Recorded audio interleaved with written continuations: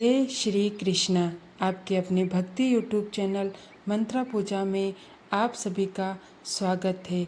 आज हम पुरुषोत्तम मास के कथा अध्याय 24 का श्रवण करेंगे और जीवन के अंत समय में भगवान के धाम की प्राप्ति होती है। तो पिछले 23वें अध्याय की कथा में आपने सुना था कि राजा चित्रभाव महर्षि अगस्त्य से पूछते हैं कि हे महाराज, पूर्व जन्म में मैंने कौन से पुण्य कर्म किए थे जिसके फलस्वरूप मुझे अटूट संपत्ति, राज्य, पतिव्रता, आज्ञाकारिणी पत्नी आदि सभी सुख प्राप्त हुए थे और इनमें कौन से पुण्य कर्म किए थे। तो महर्षि अगस्त्य ने उन्हें बताया कि पूर्व जन्म में तुम मणिग्रीव नाम के शिकारी थे और उपदेव नामक मुनि ने तुम्हारी भेंट हो गई। उस समय उग्रदेव मुनि ने तुम्हारे बारे में पूछा तो तुम उसे अपने बारे में बताने लगे। तो ये पिछले अध्याय की कथा में आपने सुना था। आज हम 24वें अध्याय की कथा इस प्रकार है। अपनी जीवन गाथा सुनाते हुए मणिग्रीव उग्रदेव जी महाराज से कहने लगे, हे महात्मन, मैं अपनी पत्नी सहित चमत्कारपुर नामक नगरी में रहता था। मैं धनी, परोपकारी और पवित्र हृदय का व्यक्ति था, परंतु आगे चलकर एक समय मेरी बुद्धि भ्रष्ट हो गई और मैंने अपने धर्म का पालन करना छोड़ दिया। मैं पराई स्त्रियों से व्यभिचार करने लगा, भोग विलास करने लगा और मदिरा मांस आदि का सेवन भी करने लगा। सब पाप कर्म में करने लग गया और हिंसा से, स्त्री गमन तथा अन्य पाप कर्म करने के कारण मुझे अपने सगे संबंधियों ने ही त्याग दिया और राजा ने मेरा घर आदि सब कुछ मुझसे छीन लिया और जो संपत्ति बची वे मेरे भाई बंधुओं ने बांट ली। इस तरह सबसे तिरस्कृत होकर मैं इस वन में आ गया हूँ और यहीं निवास करता हूँ। यहाँ जीवों की हिंसा करके मैं पत्नी सहित अपनी जीविका चलाता हूँ। लेकिन हे महात्मन, अब आप मुझ पर दया करें। कहते हैं कि जब भी संत महापुरुषों के दर्शन प्राप्त होते हैं तो जीवन में सुख अवश्य प्राप्त होता है। तो हे महात्मन, मुझे आप आत्मा पर दया करो। जीवन भर मेरे पाप कर्म किए हैं। मैंने पूर्व जन्म कृत सत्कर्मों के फल से इस समय और इस वन में आपके दर्शन मुझे प्राप्त हुए हैं। पूर्व जन्म में मैंने ऐसा कोई पुण्य कर्म अवश्य किया होगा जिसके फलस्वरूप मुझे आपके दर्शन प्राप्त हुए हैं। मुनिवर पत्नी सहित मैं अब आपकी शरण में हूँ। मुझे कोई ऐसा उपाय बताएं जिससे मैं अपने हिंसात्मक पाप कर्म और दारिद्र्य और दुख से मुक्त हो जाऊं। मणिग्रीव की इस वाणी को सुनकर उपदेव जी कहने लगे, हे महाभाग, अतिथि का सत्कार करके तू कृतार्थ हो गया। साधु संतों की सेवा करने से भगवान की कृपा की प्राप्ति हो जाती है और जो मनुष्य साधु संतों और महात्माओं की सेवा करता है उसके जन्मों जन्मों के पाप नष्ट हो जाते हैं, उसे सुख संपत्ति और आनंद की प्राप्ति हो जाती है। हे महाभाग, व्रत, तीर्थ और पूजा पाठ और दान आदि के बिना ही तेरी दरिद्रता दूर होगी, ये मेरा निश्चय ही कथन है। अब से तृतीय मास पुरुषोत्तम मास होगा। तुम अपनी पत्नी सहित भगवान श्री कृष्ण जी की, भगवान पुरुषोत्तम की प्रसन्नता के लिए दीप दान करना, जिससे तेरी ये दरिद्रता समूल नाश को प्राप्त हो जाएगी। और पुरुषोत्तम मास में तिल के तेल का दीप दान करना और ऐश्वर्य सुख होने पर घी के दीपकों का दान करना चाहिए। लेकिन वनवास के इस काल में तेरे लिए इन दोनों में से कुछ भी संभव नहीं है। इससे सरोवर में स्नान करके तू पूरे पुरुषोत्तम मास में वन में दीपक जलाकर दीपदान करते रहना। तुम दोनों पति पत्नी को मैंने यही उपदेश दिया है। वेदों में अनेक प्रकार के दान आदि कर्मों का वर्णन है, किंतु वे सभी पुरुषोत्तम मास में दीपदान की 16वीं कला को भी नहीं पहुंच पाते हैं।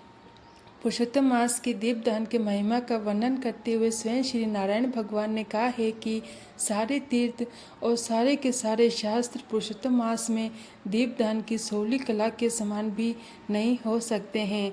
योग, ज्ञान, संख्या, सारे मंत्र इस पुरुषोत्तम मास के दीपक की 16वीं कला से भी निम्न है, अर्थात उनसे नीचे हैं। कृष और चंद्रायण आदि व्रत भी इसकी समता नहीं कर सकते। वेदों का पठन पाठन जी में स्रोत, गोमती नदी के तट का वास सब मिलकर भी इसके समान महत्व नहीं रखते हैं। इसी से पुरुषोत्तम मास में दीपदान को अवश्य ही करना। मैंने ये तुम्हें दरिद्रता के नाश से की मुक्ति बतलाई है। हे वत्स, तुम्हारा कल्याण हो। तुम दोनों की सेवा से मैं प्रसन्न हूँ। अब मैं प्रस्थान करना चाहता हूँ। इतनी कथा सुनाकर महर्षि अगस्त्य जी कहने लगे कि इतना कहकर वे श्रेष्ठ उग्रदेव जी द्विभुज मुरलीधर भगवान का स्मरण करते हुए प्रयागराज की ओर चल पड़े। आज दोनों पति पत्नी ने उग्रदेव जी के श्री चरणों के साष्टांग दंडवत प्रणाम किया है और उनको आगे तक पहुंचाने के लिए चल पड़े। इसी प्रकार चलते चलते कुछ दिन बीत गए तो वे दोनों ब्राह्मण से आज्ञा पाकर अपनी झोपड़ी पर लौट आए और पुरुषोत्तम भगवान श्री कृष्ण जी का स्मरण करते हुए भक्ति के साथ 2 मास बीत गए। तत्पश्चात पुरुषोत्तम मास का प्रारंभ होने पर उन्होंने सावधानी से पूरी श्रद्धा भावना सहित तिल के तेल का दीपक संपूर्ण मास प्रज्वलित किया और व्रत नियम से रखकर उन्होंने संपूर्ण पुरुषोत्तम मास व्यतीत किया। पुरुषोत्तम भगवान श्री कृष्ण जी की कृपा से उनका अंतःकरण निर्मल और जीवन अत्यंत धार्मिक हो गया था। सभी प्रकार के सुख और ऐश्वर्य भोगने के पश्चात समय अनुसार पति पत्नी ने यह शरीर त्याग कर स्वर्गलोक में जा पहुँचे।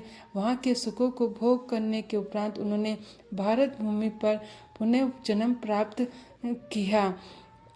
इतनी कथा सुनाकर महर्षि अगस्त्य जी आगे की कथा का वर्णन करते हुए कहने लगे कि हे राजन, तुम राजा वीरभाऊ के पुत्र चित्रभाऊ नाम से प्रसिद्ध वही मणिग्रीव हो जिसकी कथा मैंने तुम्हें सुनाई है। पुरुषोत्तम मास में घी या तिल के तेल का अखंड दीपदान करने वाले व्यक्ति के विषय में तो कुछ कहा ही नहीं जा सकता। उसे जिस पुण्य फल की प्राप्ति होती है उसके पुण्य फल का वर्णन पूरी तरह से कोई नहीं कर सकता। श्री पुरुषोत्तम मास के दीपदान के फल के विषय में तनिक भी संशय नहीं किया जाना चाहिए। महाराज चित्रभाऊ को उसके पूर्व जन्म की ये कथा सुनाकर और आशीर्वाद देकर महर्षि अगस्त्य जी ने उनसे विदा ली और आगे चल पड़े। तो ये आज की इस परम सुंदर कथा का यहीं समाप्त होती है।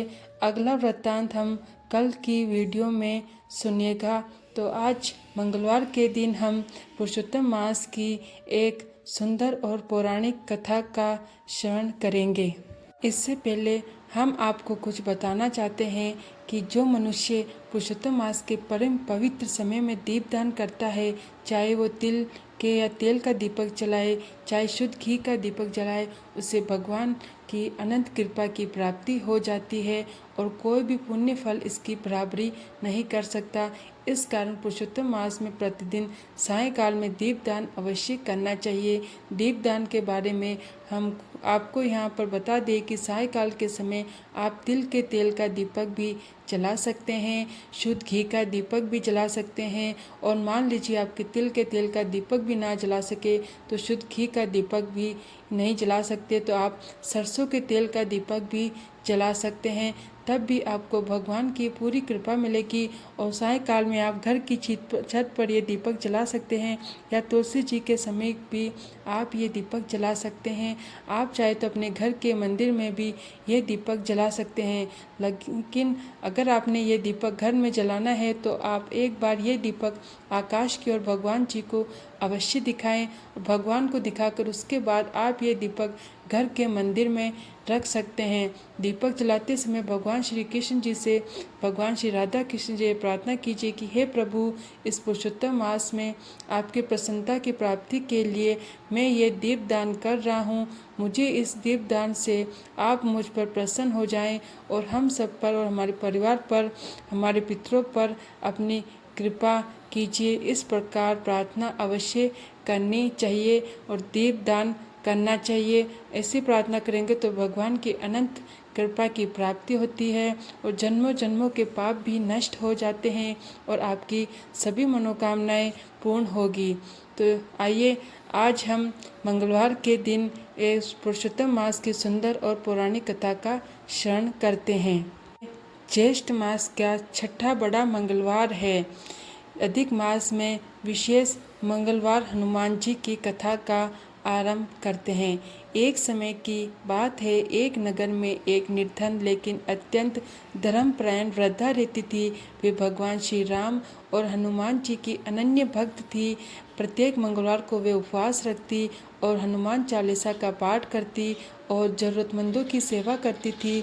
संयोग से उस वर्ष अधिक मास आया और वृद्धा ने संकल्प लिया कि वे पूरे अधिक मास में प्रतिदिन श्री राम नाम का जप करेगी और प्रत्येक मंगलवार को विशेष रूप से हनुमान जी की पूजा करेगी।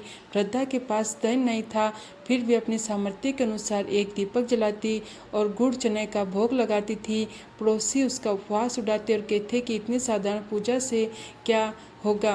वृद्धा मुस्कुरा कर कहती, भगवान को धन नहीं, सच्ची भक्ति प्रिय होती है। अधिक मास के अंतिम मंगलवार को वृद्धा ने पूरे श्रद्धा भाव से हनुमान जी की आराधना की। रात में उसे स्वप्न में पवन पुत्र हनुमान जी के दर्शन हुए। हनुमान जी ने कहा, माता, तुम्हारी भक्ति से मैं अत्यंत ही प्रसन्न हूँ। तुम्हारे घर में अब कभी अन्न और धन की कमी नहीं होगी। प्रातःकाल जब वृद्धा जागी तो उसने देखा कि उसके आंगन में अन्न से भरे पात्र रखे हुए हैं। धीरे धीरे उसकी सारी परेशानियां दूर हो गई। नगर के लोगों ने ये चमत्कार देखा तो वे भी भगवान की भक्ति में लीन होने लगे। तब से मान्यता है कि जो भक्त अधिक मास के मंगलवारों को श्रद्धा से हनुमान जी की पूजा, सुंदरकांड पाठ, हनुमान चालीसा का पाठ तथा राम नाम का जप का स्मरण करता है, उसकी मनोकामनाएं पूर्ण होती है, संकट दूर होते हैं और घर में सुख समृद्धि का वास होता है और सभी मनोकामनाएं पूर्ण होती है। अधिक मास में की गई भक्ति और दान का फल हजारों गुना बढ़ जाता है और हनुमान जी सच्चे भक्त की हर कठिनाई दूर करते हैं और उन्हें साहस, बल तथा सफलता प्रदान करते हैं। जय श्री हनुमान। तो जय श्री कृष्ण।